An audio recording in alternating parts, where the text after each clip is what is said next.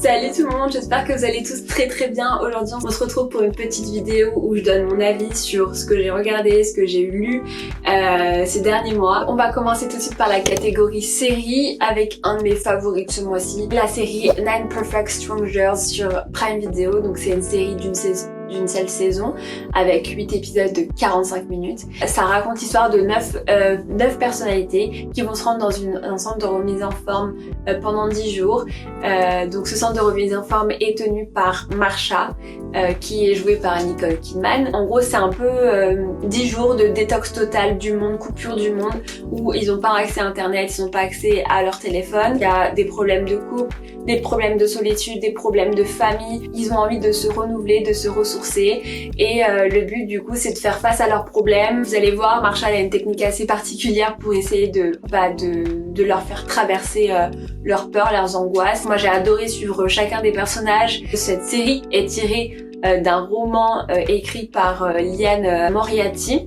C'est une autrice australienne qui a écrit notamment Big Little Lies, qui a été aussi réalisée après en série. On se retrouve un peu ce côté dramatique, ce côté enquête, de suspense sur la vie de chacun. J'ai trop envie de savoir la suite. Je sais pas si du tout il y aura une suite. Je crois que c'était en cours de discussion, mais c'est pas du tout sûr. J'aimerais bien parce que la fin, j'ai eu tellement de questions sur ce qui se passait après. Je vais pas vous en dire plus parce que j'ai pas du tout envie de gâcher un peu le suspense. C'est un de mes coups de cœur des derniers mois et moi j'adore ce genre de série. Une autre série qui est sur Netflix et qui s'appelle Directrice. C'est une série de 6 épisodes qui dure à peu près 30 minutes. Ça suit en fait Jin Yoon Kim. J'espère que je me trompe pas sur la prononciation. C'est coréen, enfin c'est un prénom coréen. Elle devient en fait directrice du département d'anglais dans une université. Elle va faire face à pas mal de difficultés.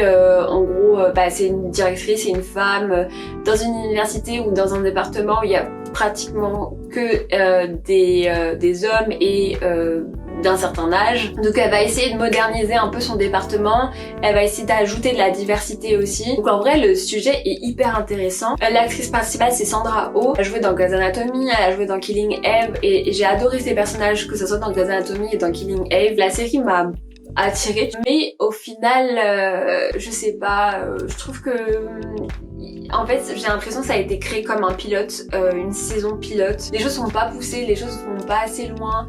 C'est une série qui se dit un peu comique, donc même dans l'humour c'est pas assez, mais je sais pas, en tout cas bof quoi. Pourtant j'adore Sandra Oh, peut-être que j'avais d'autres attentes, je sais pas. On va passer à la catégorie film. Alors au niveau film, je suis allée voir The French Dispatch au cinéma. Comment vous dire, j'étais trop contente. C'est un recueil de différentes histoires qui sont éditées dans le dernier numéro d'un magazine et qui a lieu dans une ville un peu imaginaire en France. Les univers des différents plans sont à la fois absurdes, ironiques, mais en même temps hyper réfléchis avec plein de détails et à la fois comiques parce qu'il y a vraiment des scènes marrantes et c'était beau quoi. C'était du Wes Anderson, c'était son univers, autant d'imagination, c'est fou. En vrai j'ai pas grand chose à dire à part que j'ai ri, j'ai été émerveillée par certains plans, certains détails, certaines mises en scène en fait et c'est beau à voir, c'est hyper réfléchi, c'est un travail de dingue et tu le ressens. Maintenant on va passer à la catégorie livre. Au niveau lecture, j'ai lu ce roman graphique de Léonie Bischoff tiré du journal intime, des journaux intimes d'Anaïs Nin. C'est une personne qui est assez repris dans le monde du féminisme. Moi je la connaissais pas du tout, donc je l'ai vraiment découvert avec ce roman graphique qui m'a été offert en plus, donc voilà, j'ai encore plus envie de vous en parler et merci beaucoup à Andrea qui me l'a offert. Donc le roman graphique parle principalement de sa vie, de ce qu'il y a dans ses journaux intimes. Mon ressenti suite à la lecture du roman graphique et à la découverte de cette personne, c'est que Anaïs Nin était une personne avec beaucoup de passion, une personne passionnée en fait, qui n'était pas du tout intéressée par la routine de la vie.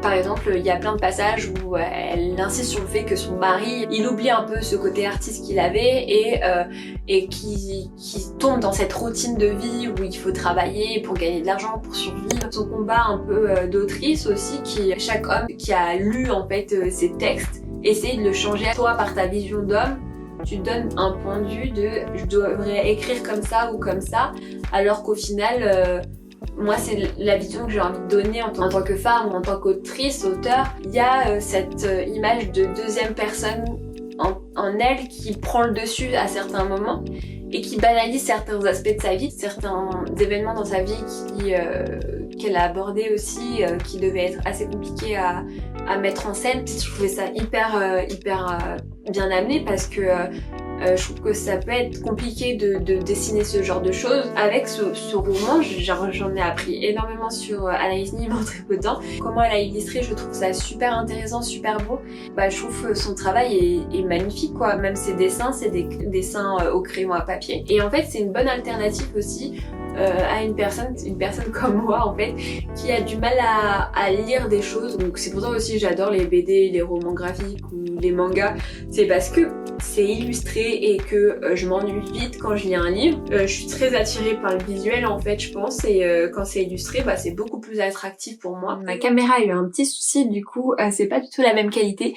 En tout cas, je voulais juste faire mon outro. Comme j'avais terminé, c'est pour ça que je me permets de faire mon outro avec autre chose. J'espère qu'en tout cas vous avez bien aimé cette vidéo et que vous avez découvert de nouvelles choses à regarder, à lire. Je vous fais de gros bisous et je vous dis à la prochaine. Bisous bisous.